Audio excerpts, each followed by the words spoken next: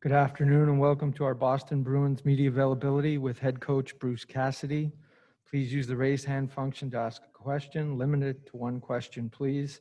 And remember to unmute when called upon. We'll start with Stephen Conroy. Hey, Bruce, how you doing? Good.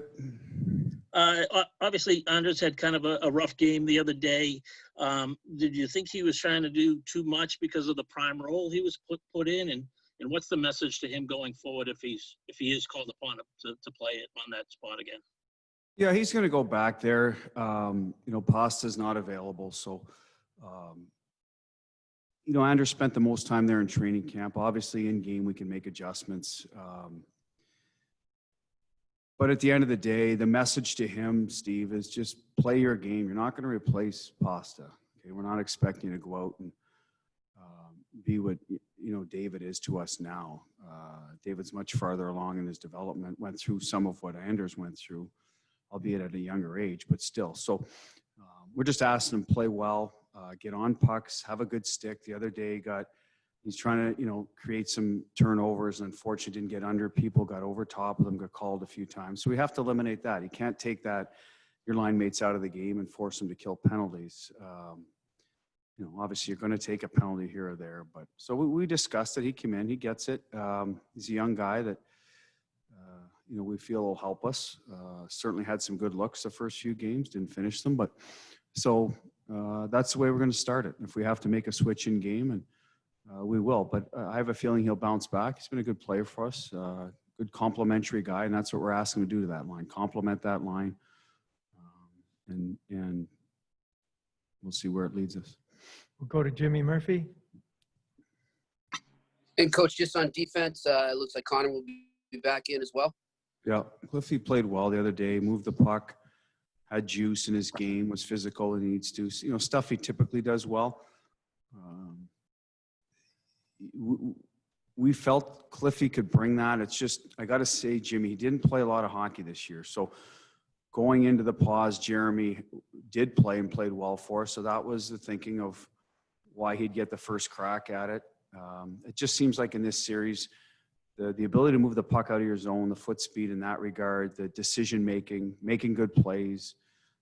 Cliffy might have a little bit of an edge on Jeremy right now because of his experience in the playoffs and his makeup. So that's the reason for the switch.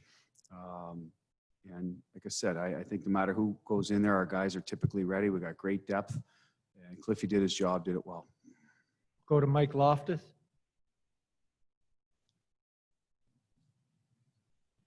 Go ahead, Mike. Maybe not. We'll go to Curtis Rush. Yeah, hi, Bruce. Good morning. I wanted to get your perspective. Rod Brindamore touched on it this morning a little bit about life in the bubble, and he said it sounded good at the start, but it wears on you. And you've been 3 weeks into this now, and you only played 3 playoff games. I'm wondering if this bubble life has been more difficult than expected.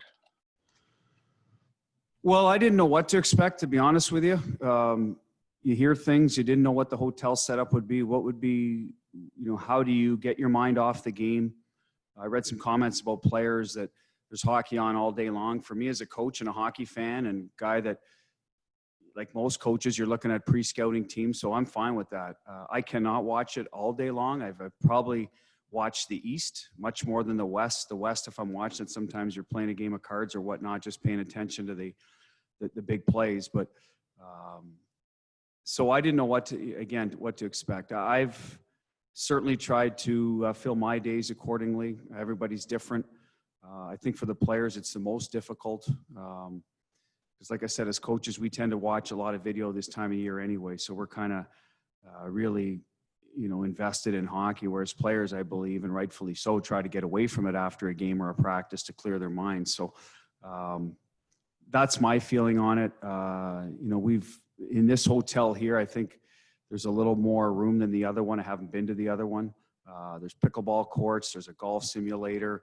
You can walk around a little bit, BMO field. So there is some things you can do and you should do and try to make a plan that you do get out of your room and out of the hotel and get some fresh air, et cetera. But that's how I've tried to deal with it. I said, I think everyone's different, and you're right. It's only been three actual playoff games over the 3-week period. I just think no matter where you are, you're going to miss your family, and that's the toughest part. You got to get over, no matter what hotel you're in. We'll go to Matt Porter. Hi, Bruce. Andre Kasha is a guy who you've been getting to know off the ice, on the ice. Curious if you could just assess kind of the things that he's doing well so far, and also what you'd like to get him to bear down and score on. Well, I think he needs to work backwards. I think he is bearing down, to be honest with you. I don't think it's a lack of effort why he hasn't scored. Good goaltenders in this league, short sample size. He's getting his looks. He just might be one of those guys that is a volume shooter that needs to score his goals. And he's getting his, if that's the case, he's getting his chances. So they're going to come. I like his quickness. I like his puck pursuit. He's been on pucks. He's second effort on pucks. This is a second effort league. A lot of stuff we try to teach our young guys coming in that it's a second and third effort that you get rewarded for in the National Hockey League. There's very few guys, in my estimation, that can be first effort guys. Of course, there's a top layer of superstars, but in general, that's what it takes. And I think when we're at our best, that's how we play. He was certainly part of that the other day. As a person, he's a quiet guy, nice guy. He's got personality, but hasn't been around that much. But certainly there's a lot of, his countrymen in our locker room that probably made it easier. Yet I see him hanging with everybody. So good fit for us. Hopefully he starts, putting some goals up on the board. I'm sure it's bothering him as a guy that, loves to score goals, but as long as he keeps helping us win, we're fine with it. We'll go to Gary Santinello. Good morning. Good morning, Bruce. The other day you talked about Chara and how he's most effective when you've got a lead, protecting the lead, killing penalties.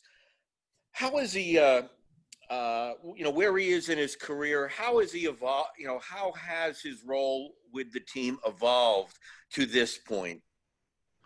Well, he's always been a shutdown, plays against the other team's top line, good penalty killer. Where it's changed over the years is power play duties, responsibilities. With us, we've put other people in those roles. His leadership skills are still the same as when he got here, and to this day, they're always terrific. I think he's adjusted the skating part of his game to play against faster opponents. Obviously, over time, you're going to lose a little bit of that. I think for the veteran guys, what leaves them a little bit is their ability to make plays and their hand speed, or hand-eye, whatever, slows down a little bit as you get older. So he has to recognize what plays are available and what's not. More of a first option type of guy. The game is faster. There's more aggressive forecheck.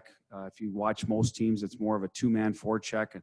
Maybe years ago it was more of a 1-2-2, so you had a chance to handle a little more and thread the needle, so to speak. But now there's guys underneath you all the time. Everyone skates well. So that pace of the game is the biggest adjustment that he's had to deal with. So, but right now he's still going to play against other teams' good lines. It might not be the top line if there's not a size element on it. That's one area where we'll go away from Z if there's three smaller guys.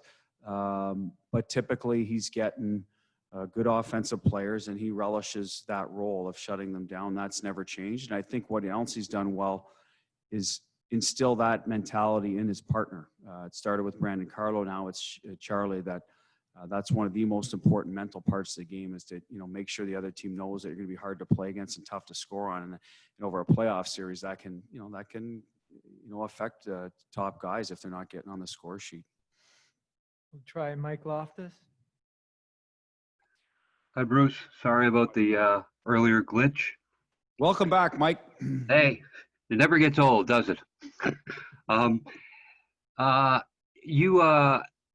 Since this series has started, it's been kind of hard to get on the ice for practices, morning skates, things like that, just because of the way the schedule has worked out. And I know during traditional playoffs, you tend to practice less. But I'm wondering if in this case here, it's a little bit more of a challenge to actually keep guys ready and in some kind of a groove. Well, it is, and you're right. Typically in the playoffs, you've had 82 games. You've practiced a lot. Your game's in good shape, or it should be. You're tweaking things here or there, maybe a play in the power play, or dealing with a neutral zone forecheck or something in the whatever. They're smaller things. This, even though we did have 2 weeks lead up and then, I think 6 or 7 days here, we were without some of our players, and I'm sure other teams were in the same boat. So you haven't had that same lead up. So it's hard to catch up or fix things now in practice. So some teams might be out there more than usual. I think we're about average of what we did. Some of that is the schedule. Some of that is we've been missing a few bodies, so we wanted to make sure we gave guys rest. We were in a double overtime game, so some of that will factor into it. I still think in playoff hockey, you got to allow guys to recover appropriately. It's still very physical out there. There's, certainly that playoff intensity. I see every night where guys are finishing their check and second effort and third effort on pucks. So we've tried to balance it that way, and we'll see as we go forward. Obviously, we've got 3 in the next 4 days. So today's morning skate might be the last time, we practice for a while. So it does make it tough, but that's where it helps to have good pros, guys that can go out and play, look after themselves, and get ready to go every night, not need those extra reps to fine tune their game. Thanks very much, Coach, for your time today. That'll conclude our Bruins availability. Thanks and have a great day.